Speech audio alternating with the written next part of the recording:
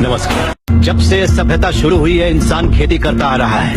खेती बाड़ी प्राचीन काल से चली आ रही है। कोई जानता भी है कि चावल का एक दाना तैयार होने में कितना समय लगता है? नहीं जानता।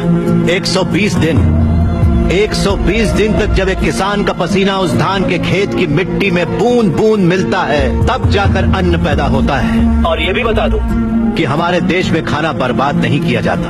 अगर वही देश किसानों को बर्बाद होता देखता रहे तो फिर हम किसके पास जाएंगे? खाना खिलाने वाले से कहा जाता है अन्नदाता सुखी भवतु। ये अन्नदाता है कौन? खाना पकाने वाला या परोसने वाला नहीं है, अन्न उगाने वाला है। और ये खेती जैसा उपहार ईश्वर ने हमें दिया है। सेल फोन के बिना हम जिंदा रह सकते हैं, टीवी और एसी के बिना भी हम लोग जिंदा रह सकते हैं।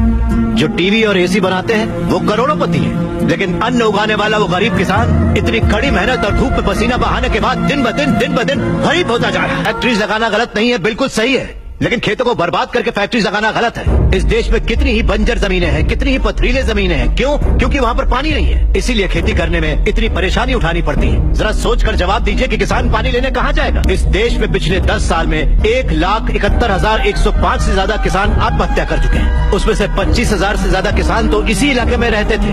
हर आधे घंटे में एक किसान आत्महत्या कर रहा है, ये जानते हैं क्या आप? लेकिन सच्चाई यही है, जहाँ मौत इतनी सस्ती है वो देश कभी आगे नहीं बढ़ेगा सर। तकरीबन 10 लाख से ज्यादा किसान अपना पेट पालने के लिए गांव छोड़कर शहर में मजदूरी करने आ जाता है। जो हमारे देश की रीढ़ की हड्डी है वो बिल्डिंगों में चौकीदारी करता है। जो किसान हमारा भगवान है, अन्नदाता कहलाता है, वही मंदिरों के सामने भीख मांगता फिर रहा है। वादों पर मत जाइए, जमीन पर आ जाइए। एक कॉर्पोरेट में काम करने वाला हजारों करोड़ का उधार लेकर विदेश भाग गया और वहाँ बैठकर विदेशी शराब पी रहा है। सिर्फ 5 या 10 हजार उधार लेने वाला किसान जहर पीकर अपनी जमीन पर जान दे रहा है।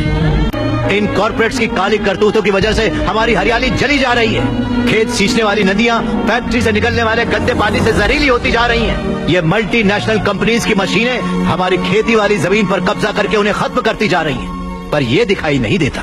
इन फैक्ट्रीज की बात कर रहे हैं आप। सारे हेल्दी फूड्स में मिलावट करके ये उसे बर्बाद करते जा रहे हैं। अंडे को शैम्पू में, गाजर को क्रीम में, सोया को साबुन में। 2 रुपए का अंडा 10 रुपए में, 10 रुपए का गाजर 100 रुपए में खरीद रहा है ये कॉर्पोरेट वर्ल्ड। इस रेट पर क्या कोई गरीब खरीद पाएगा? फिर भी ये पैसा किसान या गरीब तक कभी नहीं पहुंच पाता, क्योंकि बिचौलिए ले जाते हैं। ये बिचौलिया धीरे धीरे और अमीर होता जाता है। अन्न पैदा करने वाला किसान गरीब से गरीब होता जाता है। पौष्टिक खाना न मिल पाने की वजह से गरीब बच्चे, गरीब बूढ़े बीमारी से मर रहे हैं सर।